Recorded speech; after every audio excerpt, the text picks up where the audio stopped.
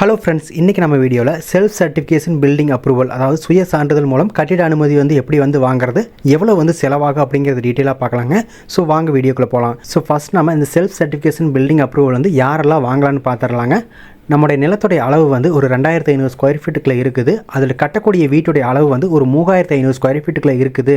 அதுபோக பார்த்திங்கன்னா அந்த கட்டிடத்துடைய அமைப்பு பார்த்திங்கன்னா தரைத்தளம் அல்லது தரைத்தளம் மற்றும் முதல் தளம், அதாவது G+1 இந்த மாதிரி கேட்டகரியில் இருக்குது. அதே மாதிரி பில்டிங்கோட உயரம் பார்த்திங்கன்னா 7 மீட்டருக்குள்ளே இருக்குது. அப்படிங்கிறப்ப நாம் இந்த சுய சான்றிதழ் மூலம் கட்டிட அனுமதி பெற முடியுங்க.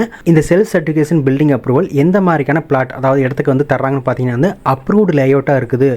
அப்படிங்கிறப்ப அதுக்கு நம்ம செல்ஃப் சர்டிஃபிகேஷன் போகலாங்க. அடுத்து பார்த்திங்கன்னா ரெகுலரைசேஷன் லேஅவுட், அதாவது லாஸ்ட் பிப்ரவரி வரைக்கும் பார்த்திங்கன்னா வரைமுறைப்படுத்தப்படாத இடங்கள் இருக்குது. அப்படிங்கிறப்ப அதை வரைமுறைப்படுத்தி ரெகுலரைசேஷன் பண்ணி டிடிசிபி அப்ரூவல் வாங்கிக்கலாம் அப்படிங்கிற மாதிரி சொல்லியிருந்தாங்க. அந்த மாதிரி மெத்தடில் நம்ம அப்ரூவல் வாங்கியிருக்கிறோம். அப்படிங்கிறப்போ அந்த இடத்துக்கு நம்ம இந்த செல்ஃப் சர்டிஃபிகேஷன் மூலிமா பில்டிங் அப்ரூவல் வாங்க முடியும். அடுத்து பார்த்திங்கன்னா சப்டிவைடட் சைட், அதாவது ஒரு இடத்த சப்டிவைட் பண்ணிக்கிறாங்க. அப்படிங்கிறப்ப அந்த இடத்துக்கு வாங்கிக்கலாங்க. அடுத்து நத்தம் சைட்டாக இருக்குது. அடுத்த 20/10/2016 முன்னாடி பிளாட்டை ரெஜிஸ்டர் பண்ணியிருந்தாங்கன்னா நம்ம சுய சான்றிதழ் மூலிமா கட்டிட அனுமதி பெற முடியுங்க. இந்த மாதிரி அனுமதி பெற்றதுக்கப்புறம் அதோட டைம் பார்த்திங்கன்னா 5 வருஷத்துக்கு வேலிடிட்டி இருக்கும்.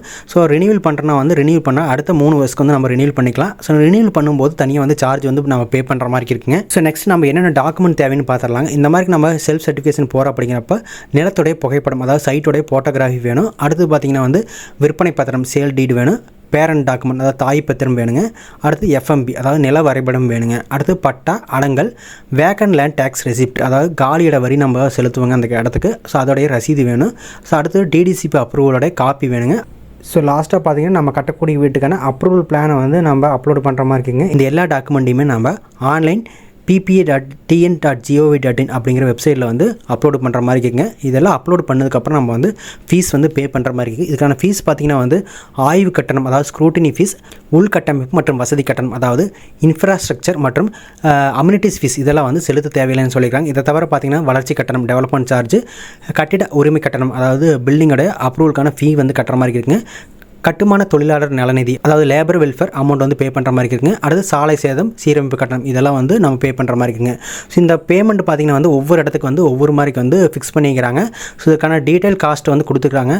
முனிசிபல் கார்பரேஷன் பொறுத்த வரைக்கும் பார்த்திங்கன்னா சென்னை கார்பரேஷன், அது ஜிசிசி கிரேட்டர் சென்னை கார்பரேஷனுக்கு ஒரு ஸ்கொயர் மீட்டருக்கு 1076 ரூபா பே பண்ணுற மாதிரி இருக்குங்க. இதே ஸ்கொயர் ஃபீட்டில் 100 ரூபா வரைக்கும் வருங்க.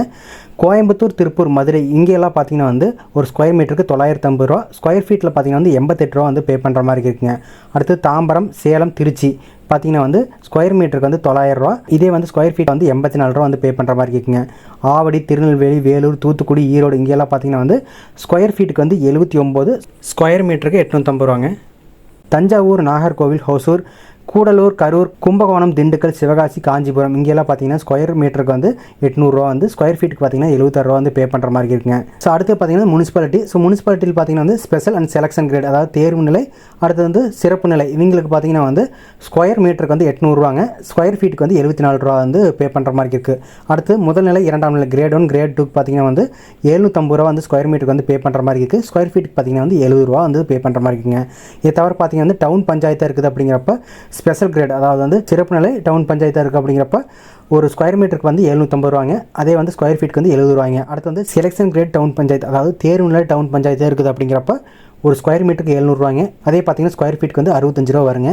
அடுத்து ஃபஸ்ட் கிரேட், அதாவது முதல் நிலை டவுன் பஞ்சாயத்தாக இருக்குது. அப்படிங்கிறப்ப 590 ரூபாங்க ஸ்கொயர் மீட்டருக்கு, ஸ்கொயர் ஃபீட்டுக்கு பார்த்திங்கன்னா 55 ரூபா. அடுத்து செகண்ட் கிரேட், அதாவது இரண்டாம் நிலை டவுன் பஞ்சாயத்து. அப்படிங்கிறப்ப 485 ரூபா ஸ்கொயர் மீட்டருக்கு பே பண்ணுற மாதிரி இருக்குங்க. அடுத்து பார்த்திங்கன்னா ஸ்கொயர் ஃபீட்டுக்கு 45 ரூபாங்க. அடுத்து development charge and residential building plan approval fee in village panchayat. Village பஞ்சாயத்துக்கு பார்த்திங்கன்னா development charge and residential building plan approval fee பார்த்திங்கன்னா பெரிய urban village panchayat in CMDA limit, CMDA லிமிட்டுக்குள்ளே இருக்குது. அப்படிங்கிறப்ப 290 ரூபா ஸ்கொயர் மீட்டருக்குங்க. இதே பார்த்திங்கன்னா ஸ்கொயர் ஃபீட்டுக்கு 27 ரூபா வருங்க.